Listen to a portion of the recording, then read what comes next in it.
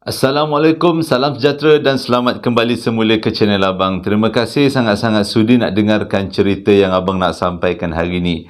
Hari ini Abang nak sampaikan dua cerita pengalaman daripada ramai orang yang dihantarkan kepada Abang melalui email. Jadi cerita kali ini memberi pengajaran yang baik untuk kita semua.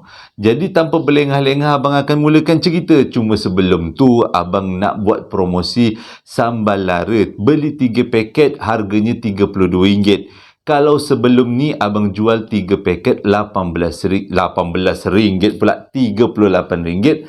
Tapi kali ini Abang kurangkan menjadi RM32. Maksudnya diskaun RM5. Jadi siapa-siapa yang nak beli sambal lara dengan harga yang murah, tapi Abang cadangkan untuk beli 3. Masih lagi boleh beli sepaket-sepaket. Cumanya kalau beli 3 harganya lebih murah. Jadi itu adalah promosi di bulan Ramadan aja. Jadi kalau siapa-siapa yang nak beli perapan sate pula, masih lagi Abang ada jual perapan sate. Dan Abang ada iklankan di Instagram dan juga di Facebook. Mana-mana tahulah raya-raya nanti kita nak buat sate. Dah senang, dah ada perapan. Jadi sebelum Abang mulakan cerita, marilah kita sama-sama berdoa kepada Allah Ta'ala. Semoga Allah panjangkan umur, murahkan rezeki, berikan kesihatan yang baik untuk kita semua dan permudahkan segala urusan kita dunia dan di akhirat. Dan semoga Allah memberikan syurga buat mak ayah kita. Amin ya Rabbal Alamin. Kalau kita berdoa bulan Ramadan, selalunya Allah kabulkan insyaAllah. Jadi tanpa membuang masa, Abang akan ceritakan cerita kali ini. Bagus punya cerita, pelik. Hari tu pernah sekali Abang ceritakan satu cerita yang disampaikan oleh Zurin. Tapi kali ini adalah sambungan daripada apa yang Zurin ceritakan. Dihantarkan kepada Abang melalui email. Kisah ni sekali lagi berlaku dekat Juasih Negeri Sembilan. Dengan lebih tepat lagi pada tahun 2006 di sebuah sekolah. Pada waktu tu Zurin dapat tawaran belajar dekat satu sekolah di daerah Juasih. Tapi dia tak nak pergi sekolah asrama penuh. Sebab dia kata duduk asrama penuh akan menyekat kebebasan dia sebagai anak remaja. Tapi disebabkan mak ayah dia nak sangat dia duduk asrama supaya berlatih untuk berdikari. Nak tak nak Zurin pergilah juga duduk dekat asrama dekat sekolah tu. Walaupun dia rasa duduk dekat sekolah tu langsung tak seronok. Tapi disebabkan hasrat mak ayah terpaksalah juga dia pergi. Tapi dia tak sangka sepanjang dia duduk dekat sekolah tu berlaku beberapa peristiwa yang pelik. Tapi dia kata bukan peristiwa sewaktu dia di hari-hari biasa sekolah. Tak. Peristiwa pelik ni berlaku bila ada satu kali tu pihak sekolah buat perkemahan motivasi diri untuk pelajar-pelajar sekolah. Semua diwajibkan hadir. Dan waktu itulah berlaku satu peristiwa yang pelik yang Zurin ingat sampai sekarang. Pada waktu tu semua pelajar dikendaki duduk dekat sekolah untuk adakan sesi camp motivasi. Pada hari pertama duduk dekat sekolah tu, dia kata ini lain daripada waktu belajar. Kalau waktu belajar dia duduk asrama tak pula kena dengki. Waktu untuk camp motivasi ni dia kena betul-betul. Ceritanya, bila waktu camp motivasi tu dia kata dia tak duduk dekat asrama yang sama. Selalu ni dia duduk asrama pada tingkat yang kedua, tapi kali ini disebabkan camp motivasi, kedudukan pelajar dalam setiap asrama diubah. Dengan kata lain, Zurin diminta untuk duduk dekat tingkat yang keempat bersama-sama dengan kawan-kawan dia yang lain. Tapi yang menjadi tak seronoknya, kata Zurin, dekat tingkat 4 tu sebelum-sebelum ni memang tak ada siapa yang duduk. Budak-budak asrama tak berani nak duduk kat kawasan tu. Ada tak ada pun budak yang duduk dekat tingkat 4 tu. Bukan, orang pergi ke tingkat 4 tu adalah kerana untuk buang air kecil atau air besar. Sebab kebanyakan daripada tingkat tandasnya selalu penuh. Jadi pergi ke tingkat 4 hanya untuk membuang. Untuk tidur memang tak pernah. Tapi untuk kejadian kali ni, Zurin dan kawan-kawannya dan beberapa pelajar lain diminta untuk tinggal dekat tingkat yang keempat. Kisahnya bermula adalah pada malam pertama Zurin dan kawan-kawannya mengikuti camp motivasi. Pada waktu tu, Zurin kata lebih kurang pukul 3 pagi lah. Tiba-tiba dia rasa badan dia sakit-sakit. Kisah 2006 ni. Waktu tu tak ada handset lagi. Jadi dia kata badan dia sakit-sakit. Tak kenapa. Dia kata dia pun bangun tidur gosok-gosok mata. Bila dia bangun, yang dia pelik. Dia bukan ada dekat katil dia. Tapi dia ada dekat depan pintu masuk asrama. Bila dia bangun, dia tengok kawan-kawan dia semua dah mengelilingi dia. Pada waktu tu dia jadi pelik apa sebenarnya yang berlaku.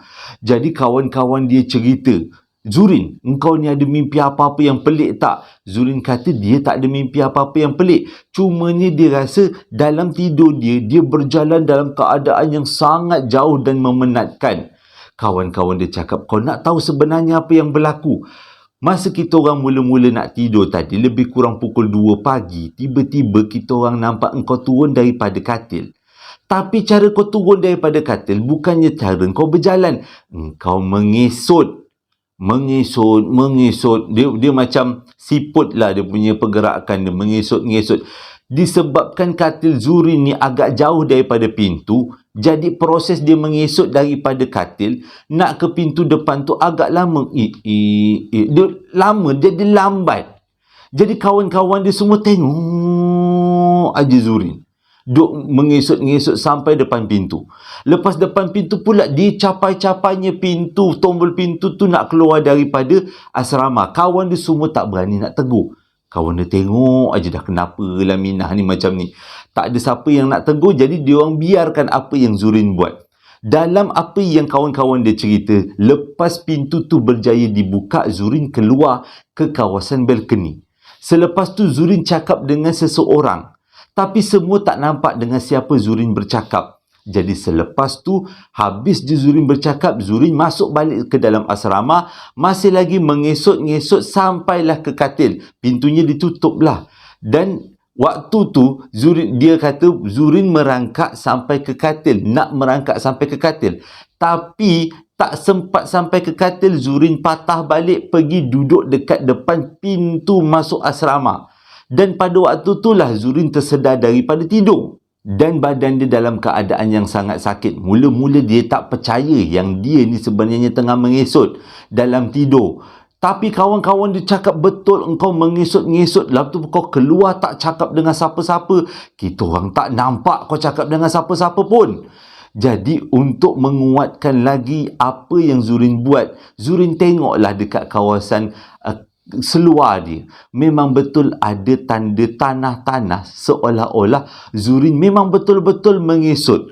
Mungkinlah pada waktu tu Zurin kata tak ada lagi telefon. Kalau tidak adalah kawan-kawan dia yang rakam dan sebarkan melalui melalui media sosial lah kan. Jadi mujur tak ada telefon pada waktu tu. Dia lega sangat. Tapi dia kata kenapa dia mengesot, dia pun tak teringat. Selepas tu dah tak ada lagi kejadian pelik. Sambung kejadian peliknya pada hari keempat diorang semua tinggal dekat sekolah tu. Lupa abang nak beritahu, kem motivasi ni berjalan selama 8 hari. Jadi pada hari yang keempat tu berlaku satu peristiwa besar-besaran. Dah macam kenduri kata Zurin, iaitu kerasukan histeria. Ramai pelajar-pelajar yang kena histeria. Dan yang paling sedihnya pada waktu tu, warden tak ada. Cikgu kaunseling tak ada. Tapi bukan disebabkan diorang ni culas ataupun tak nak bekerja pada malam tu. Katanya warden tak ada pada malam tu sebab dia ada urusan keluarga dekat luar. Dia punya cikgu yang bertugas pula pada malam tu tak ada sebab dikatakan neneknya meninggal malam tu. Benda tu seolah-olah tahu warden dengan cikgu pengiring tak ada. Jadi malam tu banyaklah student-student yang kena rasuk tombang. Jadi daripada ramai-ramai yang kena rasuk tu, ada seorang adalah kawan baik Zurin. Pada waktu tu Zurin beratnya 39 kilo. Jadi dia kata dia pun rasa kesian dengan kawan dia dalam keadaan mengelitat. Dah macam kesian sangatlah. Jadi Zurin pun cakap dengan kawan-kawan dia yang lain supaya tolong kawan dia yang histeria ni. Jadi ajaklah, jomlah kita ramai-ramai tolong. Kawan kita baik ni dah tergelantang histeria. Engkau pegang kaki, aku pegang tangan. Cadangnya macam tu. Waktu tu Zurin kata dia nak pegang kaki sebab dia kata dia ada kekuatan. Dia terlupa beratnya 39 kilo je. Dia kata waktu tu dia nak pegang, dia nak merukiah kawan dia tu supaya kawan dia sedar. Tapi waktu dia pegang kaki kawan dia berlepuk, dia kena terajang dengan kawan dia sampai terpelosok dekat tepi pintu. Lepas daripada tu, Zurin tak bergerak, duduk bersimpuh dekat tepi pintu. Baru dia sedar, kudrat dia tak mampu untuk melawan. Jadi daripada jauh lah dia sebut subhanallah, subhanallah. Dia tiup. Itu je lah yang dia mampu buat. Sampailah pelajar-pelajar lain tolong pelajar-pelajar yang histeria ni. Telefon warden tak ada. Balik kampung sampai ke Kedah. Telefon guru pengiring, ada kematian pula. Jadi nak tak nak diorang terpaksa telefon pengetua. Pada waktu tu pengetua diorang pula adalah seorang mu'alaf. Bila telefon pengetua pula dengar keadaan pelajar dia dah huru-hara, dia pun turunlah ke sekolah tu. Tapi pengetua dia ni, Zurin cakap pengetua dia ni macam ada karamah. Bila dia turun je ke sekolah tu, dia tak pergi jumpa dengan budak-budak yang kena histeria. Tapi dia terus pergi ke surau buat solat hajat 2 rakaat. Selepas tu satu-satu budak yang kena histeria sedar semula. Kagum Zurin pada waktu tu. Ini betul-betul barakah, ini betul-betul karamah. Dia kata pengetua dia lain macam perginya. Solat 2 rakaat habis semua. Makcik rockers ke makcik cantik ke semua tombang. Cerita yang kedua ni juga berkaitan dengan sekolah asrama. Ini tajuk kedua-duanya adalah sekolah asrama. Kisah ni macam ni. Lily memang daripada kecil tak suka nak duduk asrama. Sebab dia tahu melalui cerita abang-abang sepupu dengan kakak-kakak sepupu dia, memang sekolah asrama ni mesti wajib ada pengalaman yang mengerikan. Dia ni pula jenis bangsa-bangsa seangkatan dengan abang. Abang pun tak duduk asrama. Alasannya gitu-gitu jugalah. Tak berani. Jadi Lily kata memang dia tak berani. Tapi dalam banyak-banyak cerita tentang asrama, dia ada satu cerita tentang satu sekolah dekat Perak. Dia kata kes ni berlaku pada tahun 2001. Yang ceritakan pada dia adalah abang sepupu dia. Pada waktu tu, abang sepupu dia baru lepas habis SPM. Bekerja sebagai tukang buat burger. Dekat satu kedai lah sebagai pembantu. Satu hari tu, abang dia ni, tengah-tengah masak-masak burger, dapat panggilan telefon. Pada waktu tu, panggilan telefon public phone lah yang ada dekat dengan public phone pun. Lebih kurang lah. Ataupun telefon yang besar tu. Salah, bukan public. Telefon yang besar tu, yang ada ganggang tu kan. Dia kata, abang dia, waktu dia tengah tolong-tolong buat burger kat kedai tu, tiba-tiba dapat panggilan telefon yang mengatakan ada nak order 20 biji burger. Dan order tu datang daripada sekolah asrama yang berdekatan dengan tempat dia jual burger. Jadi abang dia dan juga tuan punya kedai gigihlah menyiapkan 20 biji burger. Tapi dia kata bukan burger-burger biasa. Semua double special. Jadi gigihlah. Alhamdulillah malam ni ada rezeki lebih. Kata tuan punya kedai burger. Habis dia bungkus-bungkus burger, nak hantarlah burger tu dekat lokasi yang disuruh hantar. Iaitu satu sekolah asrama yang berdekatan. Jadi tuan kedai burger tu yang akan buat penghantaran. Abang sepupu kepada Lily ni yang jaga kedai. Jadi mengikut cerita tuan punya kedai tu, dia pun naik motor berjalanlah dekat kawasan sekolah asrama yang dikatakan nak menempah burger tadi. Sampai dekat pintu pagar, tiba-tiba guard pun pelik. Engkau ni biar betul, kata guard tu. Guard tu kenal jugalah. Kau biar betul, sekarang ni cuti sekolah. Agak-agaklah ada orang order burger 20 biji. Tapi dia kata, betul bang, ni ada 20 biji. Kata dia ada budak-budak dekat asrama. Jadi Pak Gad tu cakap, kalau kau tak percaya, kau pergilah naik ke kawasan asrama, kau tengok sendiri. Kok terang, kok gelap, ke betul-betul yang ada nak burger 20 biji. Jadi si tuan kedai ni pun perahlah motor dia pergi ke kawasan asrama. Yang kedudukannya agak ke dalam sikit. Bila sampai dekat asrama, tiba-tiba dia tengok, tak adalah tiba-tiba, tapi baru dia perasan keadaan asrama tu semuanya gelap, tak ada lampu, dah memang tak ada orang. Jadi dia pun jenguk nak pastikan tak ada orang. Tengah-tengah dia jenguk tu, tiba-tiba dia nampak ada seorang budak perempuan berbaju sekolah, tak pakai tudung, duduk dekat depan asrama. Jadi dia ingat, adakah ini budak yang menyewa mengorder 20 biji burger? Waktu tu mula-mula dia nak tanya, tapi dia tergerak, jangan-jangan ini bukan orang. Jadi dia pun tak berani, dia pun berlalu daripada situ. Waktu dia menuruni kawasan daripada asrama nak masuk ke kawasan sekolah, tiba-tiba dia nampak di celah-celah kelas, di kawasan kelas, ada budak perempuan yang sama yang dia jumpa dekat kawasan asrama. Berambut panjang, berbaju sekolah dan duduk dekat atas bangku.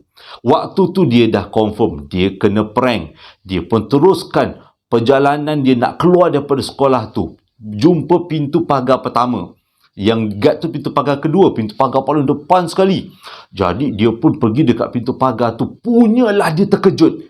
Dia nampak budak perempuan yang sama tengah tunggu dekat dia, dekat tepi pintu pagar. Waktu ni dia dah seram sejuk nak melepasi pintu pagar, tapi kat depan ada Minah yang tengah tunggu. Nak ke tidak lalu ni. Tapi dia tekan minyak, dia perah, berdesup keluar daripada situ. Sek baik dia kata tak aksiden, sampailah dekat pintu pagar. Bila sampai kat pintu pagar, ceritalah dia dengan Pak Gad tu. Pak Gad tu cakap, kan aku dah kata, ini cuti sekolah, yang kau nampak tu memang selalu orang nampak. Budak-budak sekolah ni memang selalu nampak. Jadi tak heranlah kalau kau nampak. Jadi disebabkan tu dia pun baliklah ke kedai dia dalam keadaan yang kecewa dan juga takut. Waktu tu badan dia dah gigil-gigil. Tapi Alhamdulillah dia kata, walaupun burger tu tak dapat dijual pada waktu di sekolah tadi, tapi bila dekat kedai ramai pula yang nak double special burger. Jadi dengan kata lain, semuanya burger habis terjual. Cumanya disebabkan burger tu bukanlah dibuat pada waktu itu. Maksudnya taklah fresh, jadi dia jual murah lah burger-burger tu. Alhamdulillah habis. Itu cerita yang Lily dengar. Tapi yang lebih tak seram, yang lebih tak bestnya, akhirnya Lily dapat melanjutkan pelajaran dekat sekolah itu. Punyalah dia rasa kacut perut, dia rasa macam tak tentu arah. Dia cakap dengan mak ayah dia tak nak bersekolah dekat situ. Tapi mak ayah dia gigih beritahu ini adalah peluang untuk kau melanjutkan pelajaran. Jadi dia bila tengok mak bapak dia positif, dia okey je lah. Sepanjang dia duduk dekat asrama tu, dia kata memang banyak peristiwa-peristiwa pelik. Tapi di antara peristiwa pelik tu, ada peristiwa pelik yang Lily kata menyebabkan dia memang nekat nak keluar daripada asrama. Pada waktu tu dia kata satu malam tu dia nak cuci baju. Dan dia nak cuci baju dekat tandas yang kedudukannya sebelah daripada bilik asrama. Jadi dia kata dia minta tolonglah kawan-kawan dia, temanlah dia cuci baju. Dia rasa tak sedap lah, dia kata nak duduk lama-lama dekat dalam bilik air sorang-sorang. Jadi kawan dia kata, kau pergilah dulu, nanti kita orang menyusur daripada belakang. Jadi Lily pun ambil bakul pergi ke bilik air dan startlah basuh baju. Waktu dia tengah basuh baju tu, tiba-tiba dia dengar dekat depan tandas, yang mana depan tandas tu ada banyak kerusi-kerusi batu. Dia dengar dekat situ kawan-kawan dia tengah borak. Jadi dia fikir kawan-kawan dia dah datang, teman dia, sayang kawan-kawanku. Jadi dia pun teruslah basuh. Tengah-tengah dia basuh tu, tiba-tiba dia terkejut sebab pintu bilik air tertutup dengan sangat kuat. Yang Lily pelik ialah pintu tu telah disendal dengan satu batu yang memang besar. Jadi macam mana dia boleh bertegung keluar kuat gila dekat belakang Lily. Pada waktu tu dia punyalah takut. Niat dia nak keluar daripada tandas, dia nak marah kawan-kawan dia sorang-sorang. Tapi bila dia keluar daripada tandas, dia tengok tak ada seorang pun dekat kawasan luar tandas.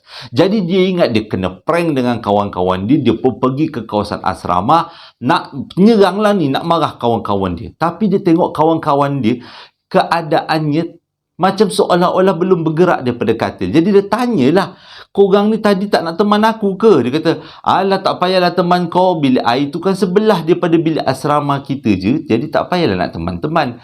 Waktu tu sakitnya hati Lily, tapi esoknya dia demam. Bila dia demam, dia report benda ni pada mak ayah dia, dan disebabkan tu dia sejak daripada tu selalu nampak kelibat-kelibat yang tak sepatutnya dia nampak. Jadi atas nasihat daripada pihak sekolah, bukan sebab dia merayu-rayu dekat mak ayah dia, pihak sekolah suruh dia dibawa balik ke rumah. Sebab pihak sekolah cakap mungkin dia ni, dengan kata lain, dia ni adalah seseorang yang berbau wangi, kata Lily. Benda alam sebelah suka dengan dia. Jadi pihak sekolah kata lebih baiklah sekolah dekat luar lah, jangan sekolah kat sini. Dan bawalah pergi berubat. Oh, syukur gila, kata Lily. Dia dapat keluar daripada sekolah tu akhirnya.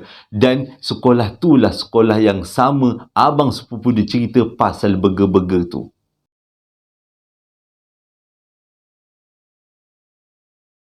Terima kasih sangat-sangat sudi dengarkan cerita yang abang sampaikan. Hari ini kan hari Ahad, jadi ceritanya santai-santai tentang sekolah je kan.